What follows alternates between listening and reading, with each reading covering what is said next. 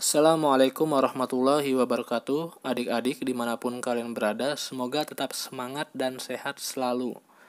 Baiklah, pada kesempatan ini saya akan melanjutkan pembahasan mengenai biotik dan abiotik.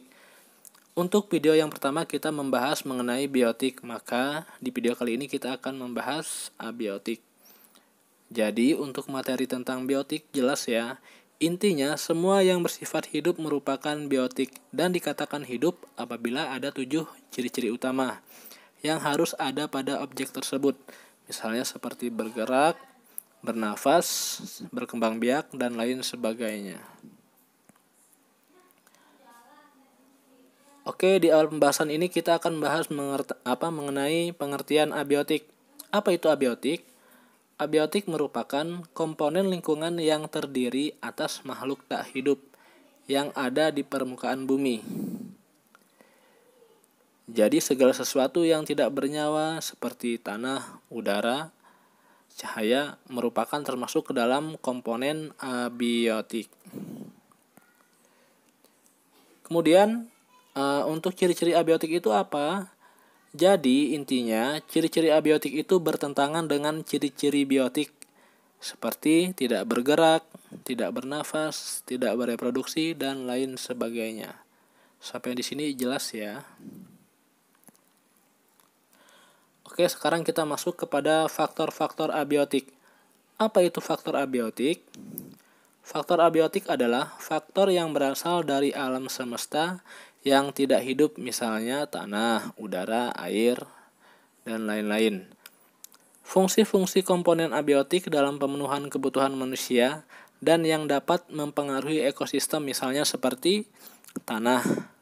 Tanah, seperti yang kita ketahui, merupakan tempat di mana manusia itu tinggal serta beraktivitas seperti membangun rumah, membangun gedung, bahkan bercocok tanam.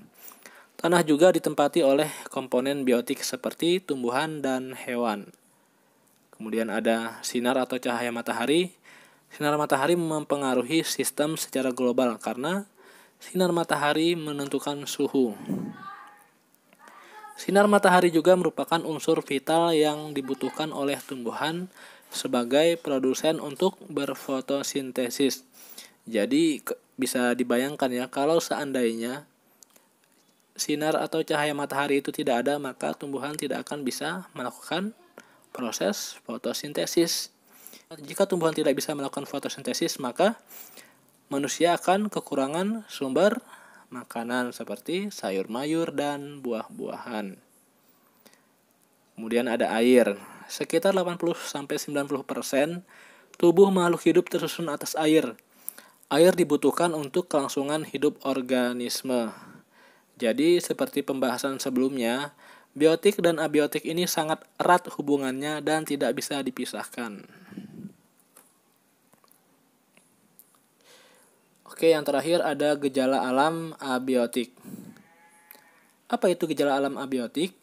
Gejala alam abiotik merupakan gejala-gejala yang dimiliki oleh objek yang tidak mempunyai sifat hidup, sehingga tidak dapat dikatakan sebagai makhluk hidup ataupun organisme. Dengan kata lain, gejala alam abiotik ini adalah gejala yang berhubungan dengan objek atau benda tak hidup. Misalnya seperti peristiwa gunung meletus, kemudian peristiwa turunnya hujan, dan lain sebagainya. Oke. Demikian materi mengenai biotik dan abiotik. Semoga kalian paham dan mengerti. Jangan lupa subscribe, like, dan komen. Saya akhiri. Wassalamualaikum warahmatullahi wabarakatuh.